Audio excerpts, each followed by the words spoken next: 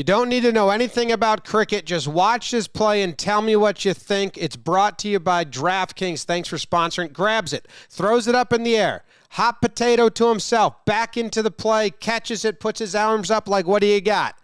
Pause the video, leave a comment, reply below.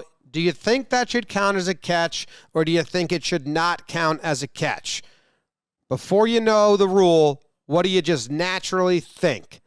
Now, I'll show you what's going on. The refs are going to get together. The umps are going to be like, and the other team is like, no. And they're like, hold up. We're going to talk about it. Okay. Hey, man, what do you got? Do you remember the rule? No, let's just ask above. Yeah. Why don't you just call them up and say, like, can you guys read the rule book and tell us what that is? So they go up top. Meanwhile, the player who caught it, he knows it's a catch. His teammates are like, hey, do you think that's going to count? He's like, yes, that's what Renshaw did. Yeah, he knows. He's seen it before. Because Renshaw had that one. Rennie had one. And you're like, wait, who's Renshaw? Well, back in 2020, his teammate on the Brisbane Heat did a very similar thing. Caught the ball, but was going to stumble, threw it up, and then batted it to his teammate who finished the catch. He's like, what up, yo? Did that. And this guy remembers it clearly. Look, up in the air, out of bounds, jumps up, feet off the ground, bats it to his guy. His teammate catches it. Good backup by Banton, his name was. So this is the same team, same league, and it happened. So this guy, Nesser, is that how you pronounce it? He knows it's a catch. He knew exactly what he was doing. He was all over it. So watch. Throws it up in the air, and this fan is like, oh, dude, you blew it. But he knows he didn't blow it, throws it back up. Jumps back inbounds and completes the catch.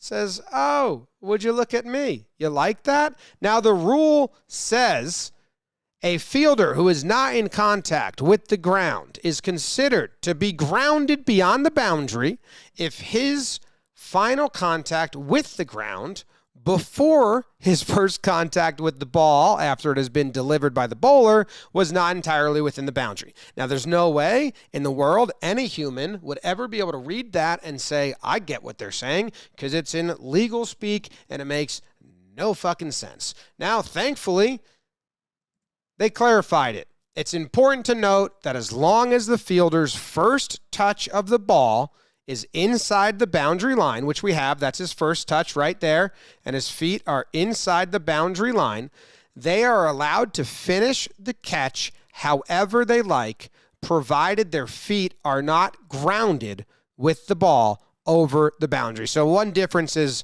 the way I know the word as like grounded out of bounds versus the way they use it in cricket. To be grounded doesn't mean your feet are on the ground. It means your feet are on the ground and also touching the ball. So he throws it up before his foot touches the ground, and then he's got to touch this one, and his feet can't touch it. His feet can't touch the ground and the ball at the same time. So watch what happens here. It's literally one frame. His foot's on the ground, no ball. Foot's on the ground, no ball. Foot's on the ground, no ball. But the ball is right above his hands. And now the next frame, when the ball is in his hands, his foot has come off the ground. So technically, he's not grounded. Basically, he just doesn't exist. It's like a blip in the system. And then by the time his foot touches the ground again, the ball is out of his hands.